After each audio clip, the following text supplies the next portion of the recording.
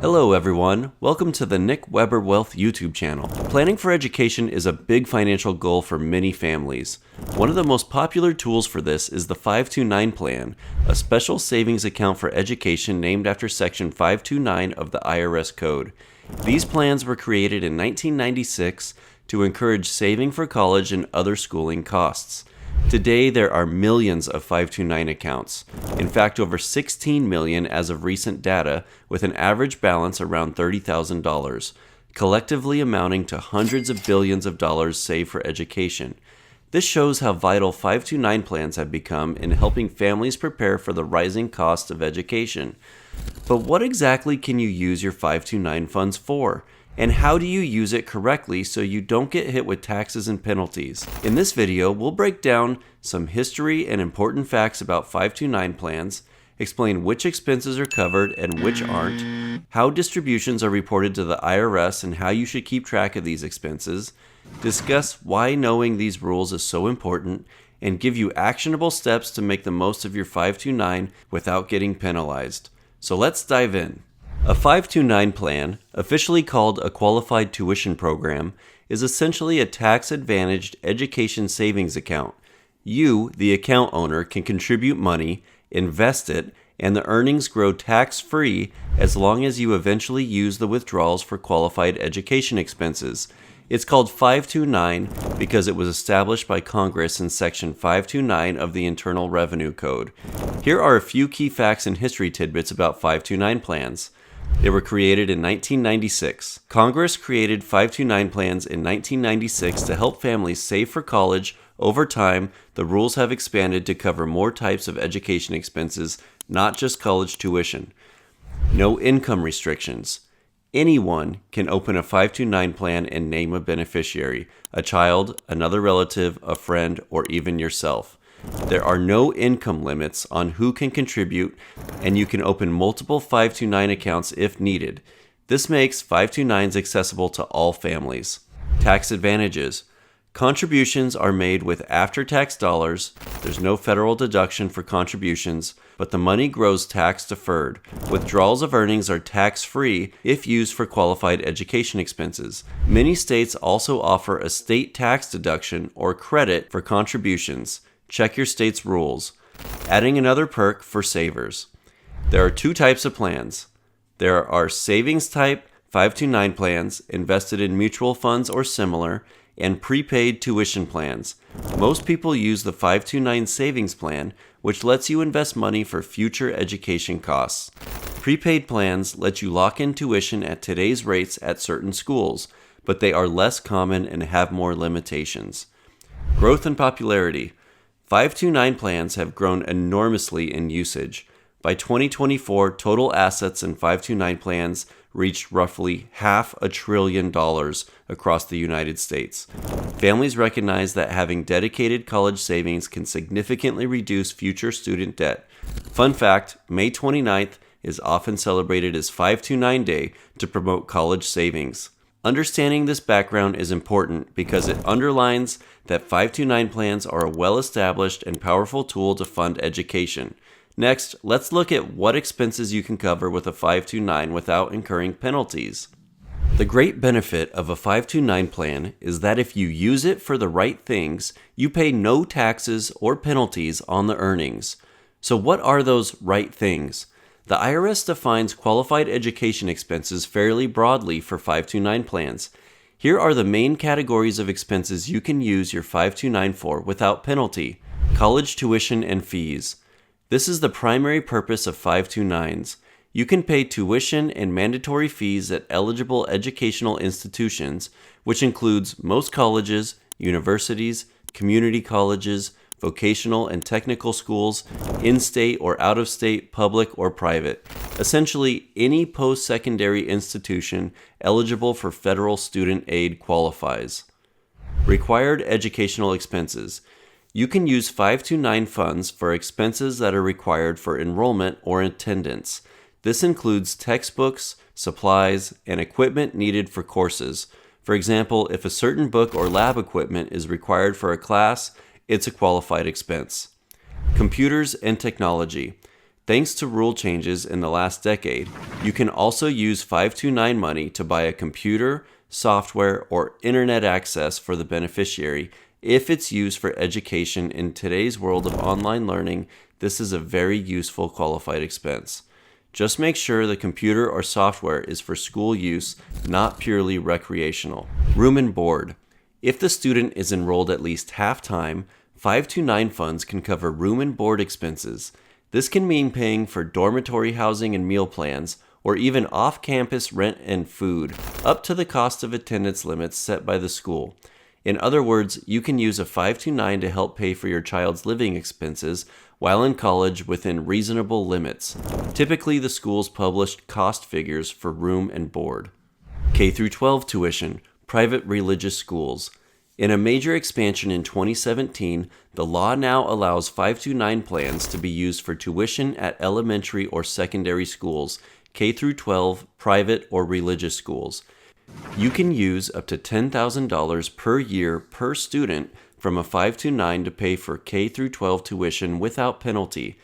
This means if you have kids in private school, a 529 can help cover those tuition bills. Note, this $10,000 a year limit is for K-12 only. College has no specific dollar limit for qualified expenses. Apprenticeship programs. The Secure Act of 2019 expanded qualified expenses to include certain registered apprenticeship program costs. This means if your beneficiary pursues a trade or technical apprenticeship registered with the U.S. Department of Labor, you can use 529 money for their apprenticeship expenses like fees, textbooks, supplies, and equipment required for the program. This provides flexibility beyond traditional college, covering vocational training paths as well. Student loan repayment. Another recent change, also from the Secure Act, lets you use a 529 to repay student loans. You can withdraw up to $10,000 lifetime per person to pay down the beneficiary's student loan debt. Even better, you can do the same $10,000 for each of the beneficiary's siblings too. For example, if you have leftover 529 money after one child graduates, you could use up to $10,000 of it to pay that child's student loans and another $10,000 for a sibling's loans without the nominal 10% penalty.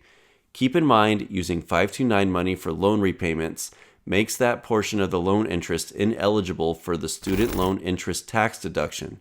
So there's a small trade-off, but it can still be worth it to eliminate debt.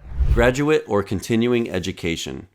Qualified expenses aren't just for undergraduate college, they also cover graduate school, professional schools, med school, law school, etc., and other post-secondary programs at eligible institutions.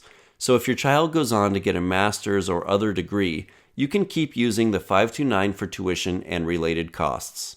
Special needs expenses. For a beneficiary with special needs, 529 funds can also be used for certain expenses specific to their needs that are necessary for their education. For example, special education materials or services. Additionally, if the beneficiary becomes disabled, there's an option to roll 529 funds into an ABLE account, which is a special savings account for people with disabilities, without penalty up to the allowable limits. As you can see, 529 plans are very flexible in covering a wide range of education-related costs, from traditional college expenses to K-12 tuition, apprenticeships, and even student loan repayment. Using your 529 for any of the above qualified expenses means you won't owe any federal tax on earnings and won't face the 10% withdrawal penalty. It's all about using the money for education. However, it's equally important to know what does not qualify, so you don't accidentally misuse the funds. Non-qualified expenses would include things like travel costs, airfare to campus, gas for commuting. Those are not covered. Student housing or meals if the student is less than half-time, college application or testing fees, sports or club activity fees that aren't required for enrollment, health insurance or medical expenses, and others. If you spend 529 money on those, that portion of the withdrawal would be considered non-qualified, which brings us to the topic of penalties. Using a 529 plan for non-qualified expenses can be costly, so it's crucial to know the rules. The penalty for a non-qualified withdrawal is pretty steep. You will owe income tax on the earnings, the investment gains, plus a 10% federal penalty on those earnings. The original contribution themselves aren't taxed or penalized since you put them in post-tax, but all the growth that your money earned, which would have been tax-free for education, becomes taxable and gets hit with that extra 10% penalty if not used properly. In short, you lose a chunk of your savings to the IRS if you misuse the 529. We obviously want to avoid that. Here's a quick example to illustrate why this matters. Suppose over the years you put in $20,000 into a 529 and it grew to $30,000. If you use the money for qualified education expenses, you can withdraw the full $30,000 tax-free. But if you decided to pull the money out for a non-education reason, say to buy a car, the $10,000 of earnings would become subject to income tax and a 10% penalty, potentially costing you a few $1,000s in taxes and penalties. That's a big hit, especially undoing the tax benefits you earned. Knowing what counts as a qualified expense not only saves you money by avoiding penalties, but also helps you maximize financial aid and tax credits. For instance, some expenses might be better covered by tax credits like the American Opportunity Credit AOTC or Lifetime Learning Credit, while others by the 529. Coordination is key. If you double dip and use the same expense for both tax credit and a 529 withdrawal, you could run into tax issues. We'll touch on how to manage that in the next section. Lastly, understanding the rules gives you peace of mind. You can spend from your 529 confidently, knowing you're doing it right. It also helps you plan alternatives if your child doesn't need all the money for college. The good news, 529 plans have built-in flexibility for these situations, like changing the beneficiary or new rollover options, so your money isn't wasted. Let's go through some actionable steps and tips to ensure you use your 529 effectively and penalty-free. Now that we know what a 529 can pay for, let's talk about how to actually use it correctly. Here are some actionable tips to make sure you get the maximum benefit from your 529 plan and avoid any taxes or penalties. First, match withdrawals to qualified expenses. Timing is key. Plan your 529 withdrawals so that they occur in the same calendar year as the qualified expenses you're paying. For example, if you pay your child's tuition bill in August, make sure you take the 529 withdrawal during that same tax year to cover it. Don't pay in December, but wait to withdraw in January of the next year. That mismatch can raise red flags with the IRS. Keep a record of expenses and withdrawals year by year. Keep records. You may need to prove qualified use. When you take money out of a 529 plan, the IRS doesn't require you to submit receipts with your tax return, but that doesn't mean you're off the hook. You must be able to prove that your distributions were used for qualified education expenses if you're ever audited, and here's how to do that. The 529 plan administrator sends Form 1099-Q each year you make a withdrawal. It goes to either the account owner or the student depending on who received the money and to the IRS. Box 1 shows the total distribution, Box 2 shows the earnings, and Box 3 shows your original contribution or basis. Form 1099-Q does not show how the money was used. That part is your responsibility. The IRS expects you to keep clear documentation that matches the withdrawals. Here's what you should do. Save receipts and invoices for all qualified expenses. Tuition, required books and supplies, room and board if the student is enrolled at least half-time, tech equipment, and so on. Make sure the withdrawal happens in the same calendar year as the expenses. It's a common mistake to pay in December but withdraw in January or vice versa. If you're using 529 funds to pay for K-12 tuition or student loan repayment, document those expenses carefully too, and remember the $10,000 limits. Also, compare this to Form 1098-T, which the school issues. That shows what was billed and paid for tuition, and the IRS may use it to verify your education-related claims. Try to keep your 529 usage aligned with this form to avoid red flags. Lastly, if you use any part of your 529 distribution for non-qualified expenses, you'll need to report the earnings portion as income, a 10% penalty using Form 5329. The bottom line, keep great records. You don't have to send them in with your taxes, but if the IRS asks, you'll want to be ready. It's a simple habit that can save you thousands. Only withdraw what you need. Calculate how much of the year's education costs are truly qualified after accounting for any scholarships or tuition waivers, etc., and try not to withdraw more than that from the 529. If you accidentally withdraw more money than the qualified expenses, that excess portion will be considered non-qualified and could incur taxes and penalties. However, if you do end up with an excess withdrawal, there are a couple of remedies. You could roll the extra money back into a 529 for the same or another beneficiary within 60 days to avoid the penalty, or even prepay some upcoming qualified expenses if that makes sense. The key is to stay as close as possible to the actual qualified expense total. Coordinate with scholarships and credits. If your child has a scholarship, you're allowed to withdraw that amount from the 529 without paying the 10% penalty because the scholarship covered those costs. But note, you will owe taxes on the earnings of that withdrawal if you're not using it for expenses. Many families choose to just leave the equivalent money in the 529 for another use, like grad school or another child, rather than withdraw it. Similarly, if you claim an education tax credit, AOTC or LLC, don't use the 529 for the same dollars of expense. Allocate some expenses to the credit and use the rest to the 529. For example, the AOTC covers $4,000 of expenses. You should not also pay those $4,000 with 529 money. By coordinating in this way, you maximize tax benefits and avoid penalties. Use all the available qualified categories. Make sure you're taking advantage of all the types of qualified expenses when spending your 529.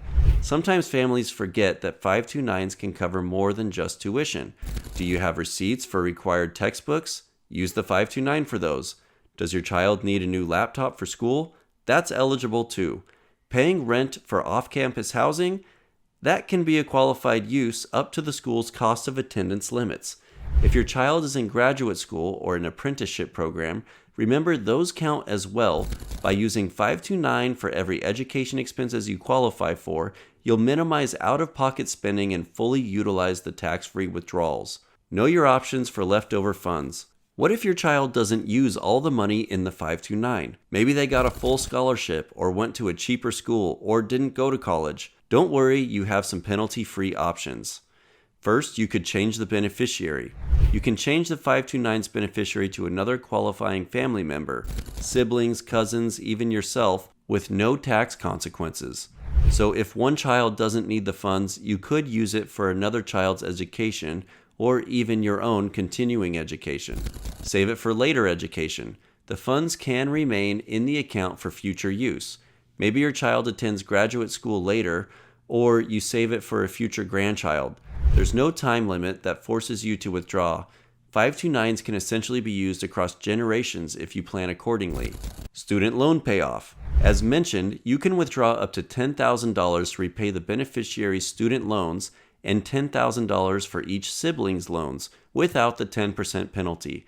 This is a great way to use leftover funds to jumpstart debt repayment for your kids after they graduate. Roll over to a Roth IRA. A rule effective in 2024 allows you to roll over unused 529 funds into a Roth IRA for the beneficiary under certain conditions. There is a lifetime limit of $35,000 for such rollovers. The 529 account must have been open for at least 15 years, and rollovers are capped by the annual Roth contribution limits. This essentially lets you convert leftover education savings into retirement savings for your child tax-free. An exciting flexibility if you have extra funds. Able account transfer. If the beneficiary has a disability or special needs, you can roll funds into an ABLE account, which is a savings account for disability-related expenses, without penalty up to the annual ABLE contribution limits. This can repurpose the education savings for other important needs. The last resort, cash out with penalty. If none of the above options make sense and you simply need to withdraw the money for non-education purposes, you can do that. Just be prepared to pay the income tax and 10% penalty on the earnings portion. It's not ideal, but it's good to know the money isn't completely locked away. You just sacrifice the tax benefits if you withdraw for non-qualified reasons. By keeping these tips in mind, you can confidently use your 529 funds in the most effective way. Always save receipts and documentation for your expenses if you're ever unsure if something is a qualified expense. Check IRS Publication 970 or consult a financial advisor, as 529 rules can evolve. The bottom line is, if it's an education-related cost that is required for enrollment or attendance, it's likely covered. A 529 plan is an excellent tool to invest in your or your child's education. It offers tax-free growth and withdrawals as long as you play by the rules. We've seen that you can use your 529 for a wide array of education expenses: college costs, K-12 tuition up to $10,000 a year, apprenticeships, even student loans and beyond, especially with new laws expanding the uses. The key takeaways are: know what counts as a qualified expense, keep your withdrawals aligned with those expenses, and be aware of the strategies to avoid penalties if plans change, like beneficiary changes or rollovers. By understanding and utilizing these rules, you'll ensure that every dollar you save in a 529 plan goes further towards bettering your family's future, funding education and opportunities instead of being lost to taxes and penalties. Remember, the ultimate goal of a 529 is to empower education without financial burden. When used wisely, it can help you or your children graduate with less or no debt and set the foundation for a strong financial future. If you haven't opened a 529 yet and you have education goals in mind, consider starting one. The earlier you save, the more benefit from compounding growth. For those who already have a 529, hopefully these insights will help you make the most of it. Thank you for watching. If you found this information helpful, please give the video a thumbs up and consider subscribing for more financial tips. Here's to smart savings and investing in education without any unwelcome surprises from Uncle Sam. Good luck and see you in the next video.